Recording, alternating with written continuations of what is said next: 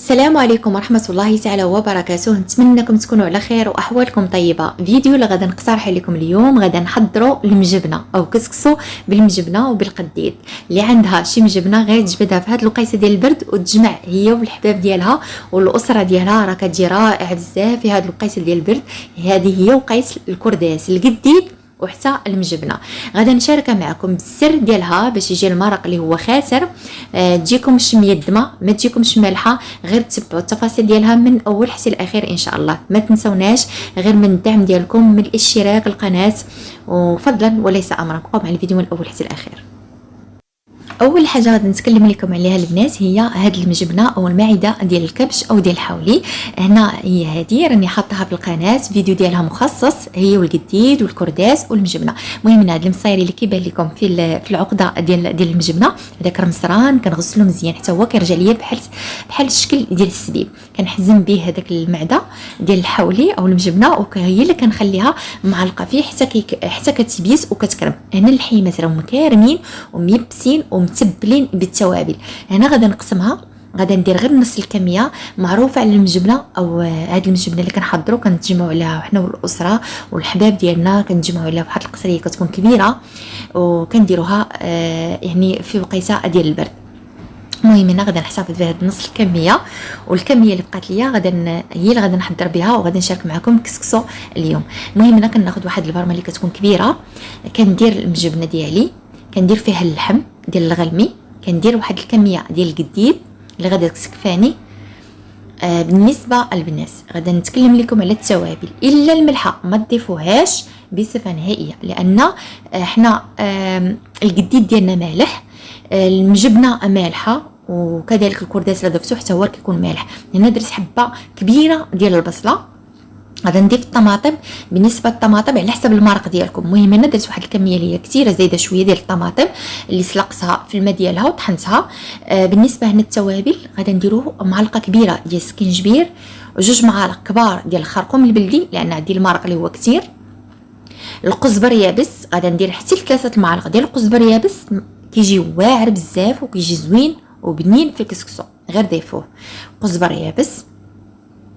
وانا ديجا متبله اللحم اللي هو مجفف عندي في المجبنه، والقديد انا متبلاه بواحد الكميه كثيره ديال القزبر يابس والخرقوم البلدي فقط.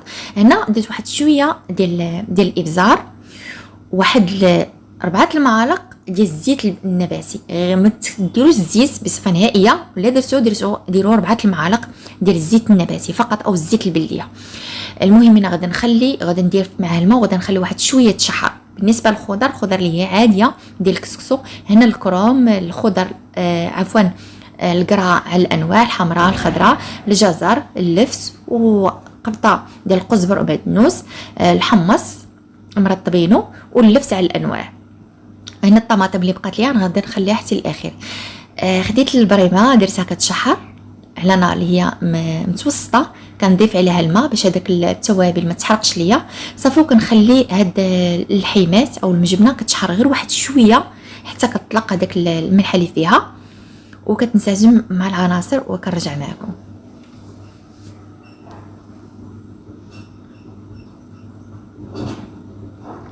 صافي هنا كنمرقوا. بالنسبه للمرق غير ضيفوا المرق، كنضيف هنا جوج اطرو ديال الماء باش يطيب ليا فيه هذاك الحيمات. بالنسبه هنا بالناس الخضر اللي مبغيتوهاش تذوب، يعني دابا الخضر شويه دغيا كطيب، حاولوا انكم حتى الفوره الثانيه باش تضيفوا الخضر ديالكم. هنا ضفتها في الاول وشويه دابت لي الخضره. انا دائما غير مشات ليا ما عرفتش كيفاش، دائما كنخلي حتى الفوره الثانيه ديال السميد باش كنضيف الخضر، باش تبقى الخضر واقفه وما كتذوبش في الطياب حتى كيطيب ليا اللحم وكيطيب مزيان.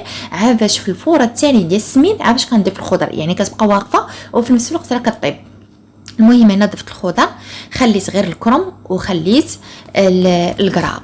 بالنسبه للبنات السميد، هنا السميده اللي هي رقيقه غادا نفسلها معكم. السميده ديال الكسكسو هي هذه غادا نفسلها معكم. غادا نحاول نخلي الفتيل ديالها اللي يكون شويه رقيق، ما غاداش نفسلها او ما غاداش نبرمها وما غاداش نطرهنها اللي هي غليظه، غادا نخليها شويه رقيقه. كنرش هنا البنات بالماء، كنرش واحد شويه ديال الماء، ما كنبقاش نزيدوا الماء بالكل، كنرشوا الماء. كنبقاو هانتوما راه واضح لكم اكثر في الفيديو، يعني كنبقاو نلعبوا بصبيعاتنا بسرعه. يعني البنات لا ضفتوا السميده وضفتوها فيها الماء ما تمشيو حتى بلاصه، ما تخلوش السميده ديالكم وتلهاو مع شي حاجه. يعني يبكي لكم هكا الابن ديالكم ولا يعيط عليكم شي واحد راه تعجل لكم، بقاو حتى كتنشف لكم السميده ديالكم.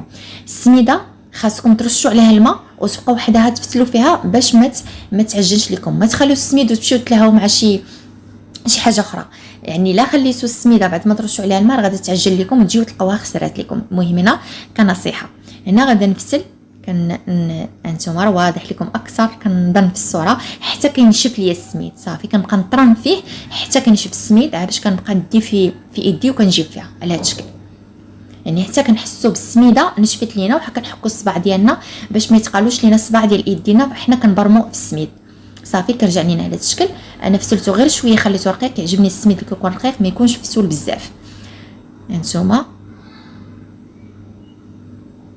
كناخذ هنا الكسكاس كنفسل البنات بالزلافه يعني برابعه ديال السميد. الا كانت عندكم السميد اللي هي كثيره، هنا عندي 2 كيلو عفوا ونص ديال السميد.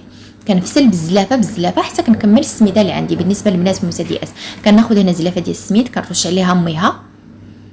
والبنات في هذه المرحله ما تمشيوش ما تغفلوش على السميده ديالكم باش ما ترشوا عليها الماء. لا غفلتوا عليها وخليتوها ورجعتوا غتلقاوها تعجنات.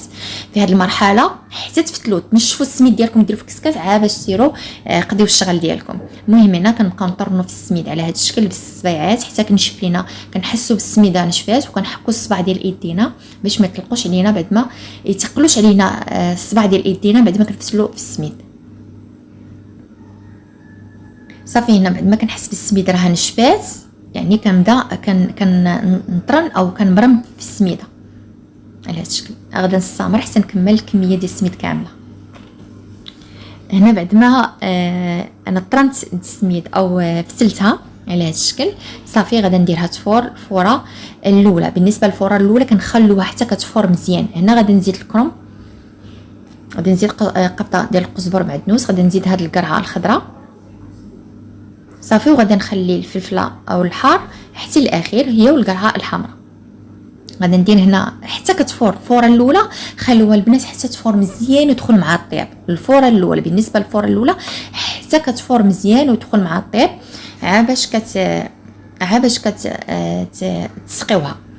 صافي هنا غادا نسقيها ب3 الكيسان ديال الماء، يعني ايطرو ديال نص. هنا البنات هاد الكاس راه كيهز ليا نصف ديال الماء، يعني 3 الكيسان اللي دخلت في 1.5 كيلو ديال الماء باش تجيني السميده اللي هي رطبه. هذه في الفوره الاولى، يعني كندخلوا فيها الماء مزيان على هذا الشكل وكنخليوها كترتاح. هنا درت 3 الكيسان ديال الماء، ايطرو نص ديال الماء في 1.5 كيلو ديال السميد. هذه بالنسبه للفوره الاولى. صافي هنا غادا تخليها حتى كتشرب، وغادا نخليها حتى كتشرب البنات، وغادا نديرها تفور المره الثانيه. ما نديروش الملحه، ما نديروش الزيت. هذه لا درنا كسكسو بالمجبله، لا استعملنا كسكسو بالمجبله كنتفاداو الملحه وكنتفاداو الزيت، لان الجبنه ميدمه وراه كتعرفوا على الغلمي راه ميدم بزاف. بالنسبه للفوره الثانيه البنات ما غاداش نشاركها معكم، غادا نسقيها غير بكاس ديال الماء، يعني نصف لتر ديال الماء فقط كافيني في الفوره الثانيه باش ما يجيكمش الفيديو هكا اللي هو طويل. صافي هنا غادا نديرها تفور ونتلاقى معكم باش انا غادا نحضر القرعه الحمراء.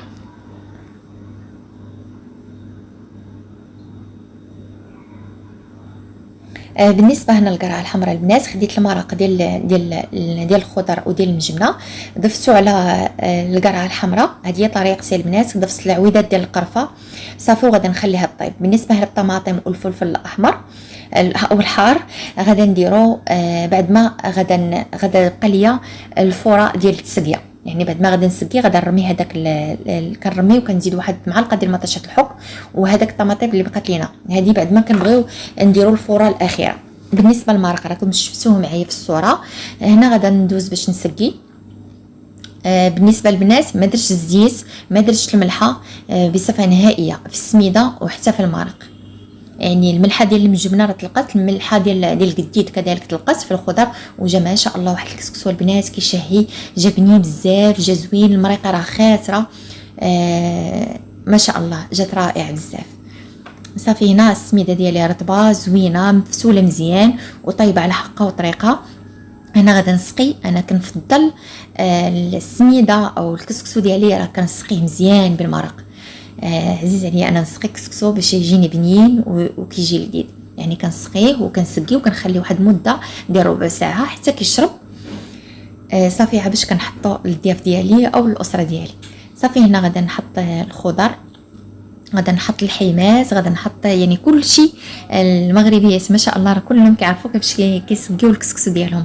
غير هنا البنات راه ما واضحش في الفيديو اكثر، ولكن جا واحد كسكسو الشهوه منه. بالنسبه للخضر البنات اللي بغيتوها تشدوا بليكم الطيب كثر من القياس، حتى الفوره الثانيه غير باش ديروها كطيب، لان الخضر دابا كطيب دغيا كطيب بسرعه. خليوها حتى الفوره الثانيه باش ترموا الخضر ديالكم. صافي هنا غادا نقدم معكم كسكسو. شوفوا المرق خاتر، جات ما شاء الله واحد القصريه البنات من شهيتكم فيها. نتمنى انكم تجربوها بنفس الطريقه اللي حضرتها انا. تفاداو البنات، تفاداو الزيت، تفاداو الملحه، لا كنتو غطيبوا المجبنه ديالكم.